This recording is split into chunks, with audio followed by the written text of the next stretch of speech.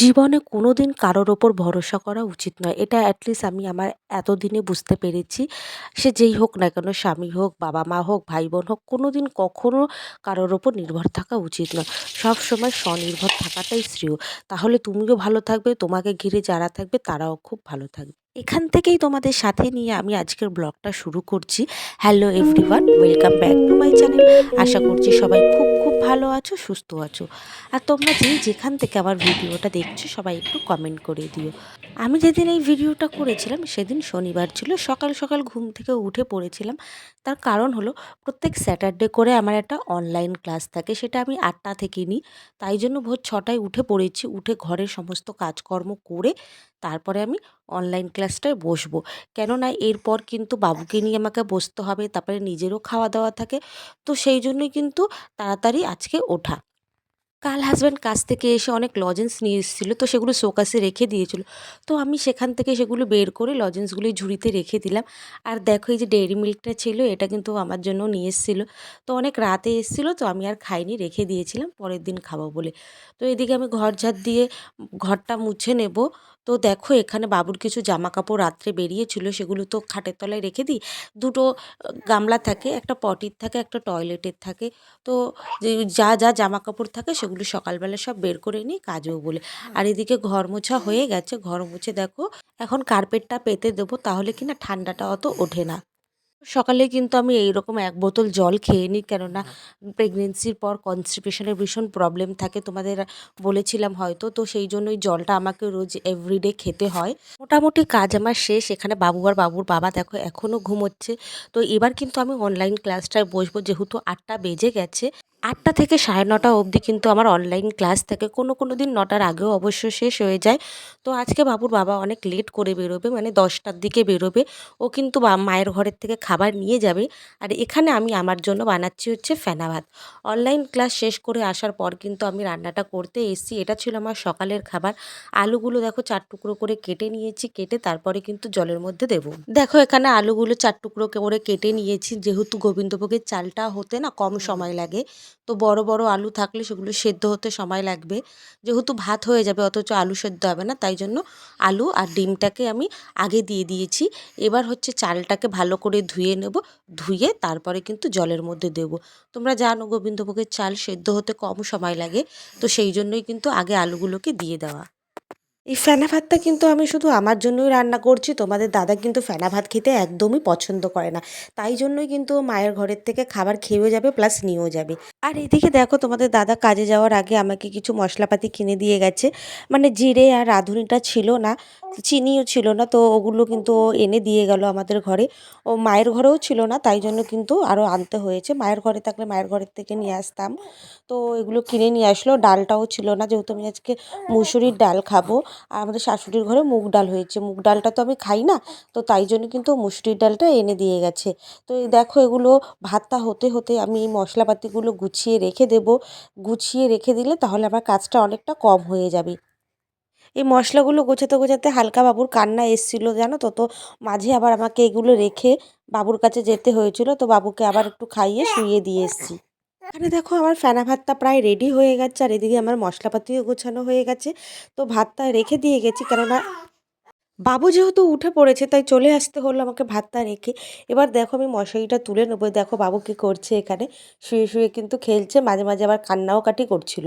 তো যাই হোক মশারিটা তুলে নিয়ে বিছানাটা গুছিয়ে নেব। এখন আমি বিছানাটাও কিন্তু পুরোপুরি তুলে নেব, কেননা বাবু তো এখন কান্নাকাটি করছে না, শুয়ে আছে। তো বিছানাটা তুলে নিয়ে তারপরে বাবুকে নিয়ে বসবো। পাপা পাপা কি হয়েছে? কি আপা, তুমি কান্নাকাটি করছিলে কেন? কেন করছিলে? হুম, কান্না কান্না করছিলে?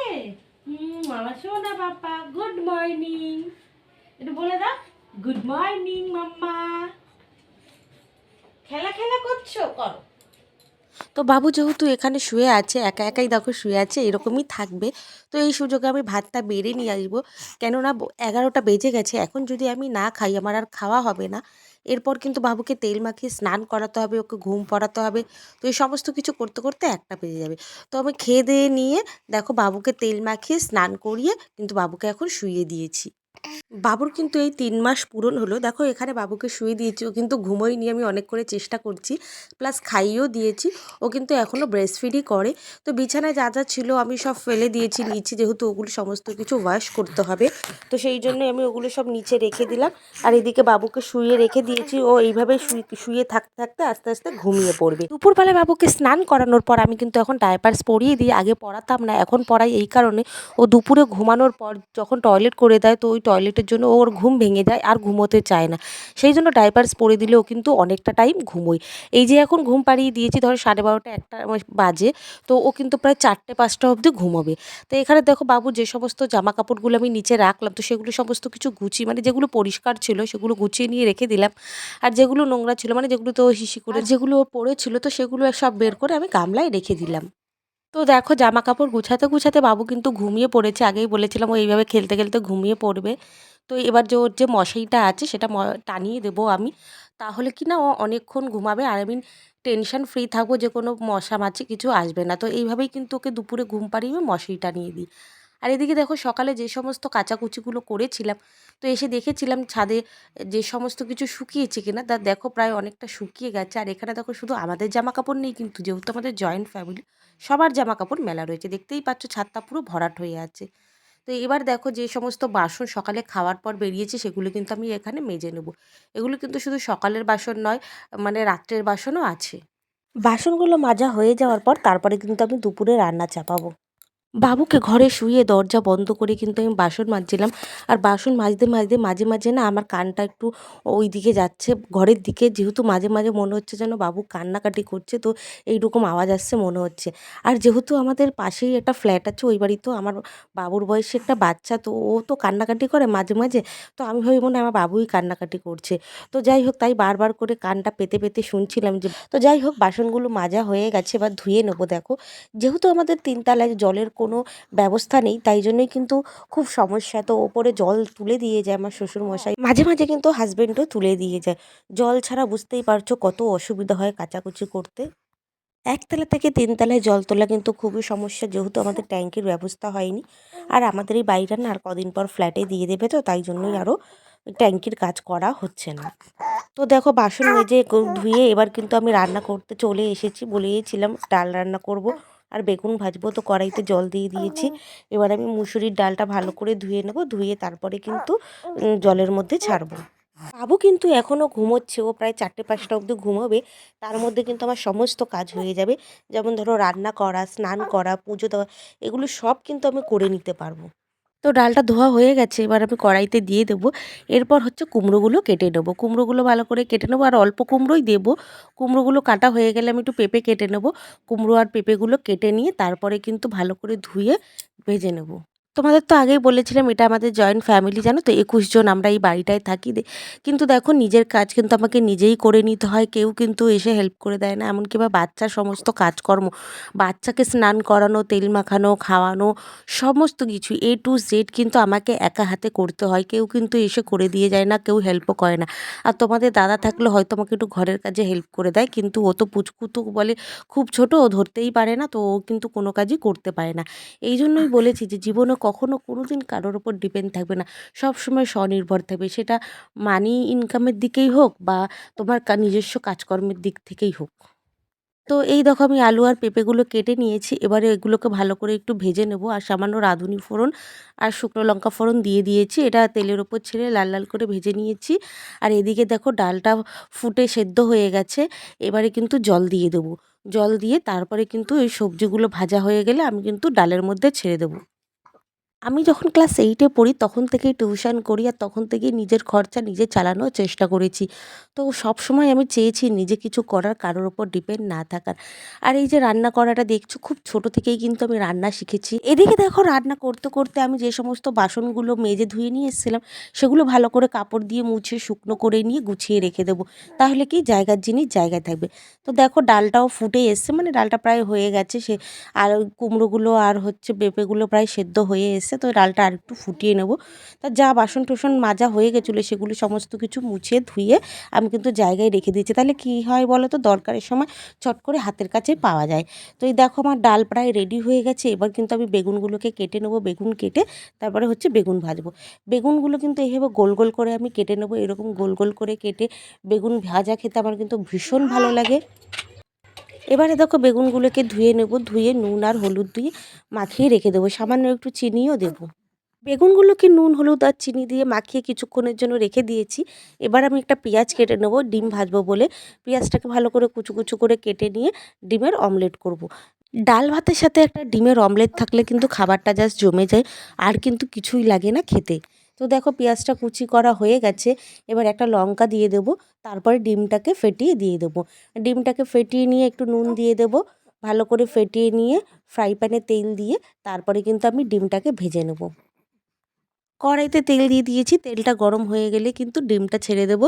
তারপর কিন্তু ডিমটা আমি এপিঠ ওপিঠ লাল লাল করে ভেজে নেব। ঘড়িতে কিন্তু এখন প্রায় 2টো বাজতে যায় আর 10-15 মিনিট বাকি আছে। তো আমার রান্নাটা হয়ে গেলেই কিন্তু আমি স্নান করতে যাব।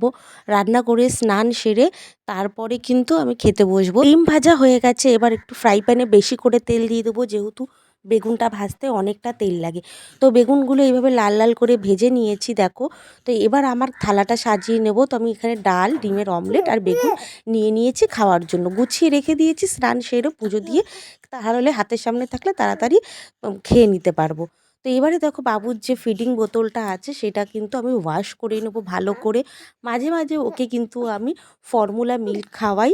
তো এবারে দেখো ওর ফিডিং বোতলটা ওয়াশ করে নিয়েছি, ভালো করে ধুয়ে নিয়ে তারপরে আমি ডেচকিতে গরম জলের মধ্যে ফুটিয়ে নেব। আমি কিন্তু সবসময় লিকুইড দিয়ে ওর ফিডিং বোতলটা ওয়াশ করি।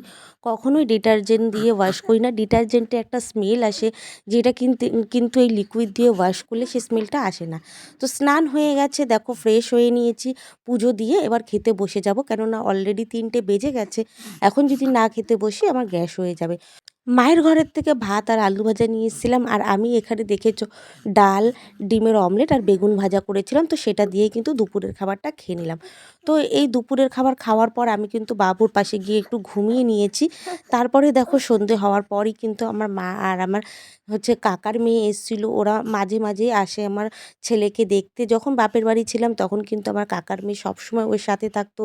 ওকে কিন্তু তেল মালিশ করা, ওকে স্নান করানো, এগুলো কিন্তু ও এসে এসে করিয়ে দিয়ে যেত। বাপের বাড়ি থেকে শ্বশুর বাড়ি এসেছি প্রায় 1 মাস হতে যায়। তো এই 1 মাসের মধ্যে ও একবারও আসেনি, আর ও প্রতিদিন ফোন করে করে ভিডিও কল করে করে খোঁজ নেয়।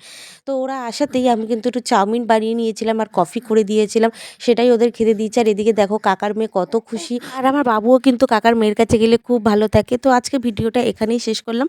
ভিডিওটি ভালো লাগলে অবশ্যই লাইক, কমেন্ট, শেয়ার করে দিও আর সাবস্ক্রাইব করে পাশে থেকো।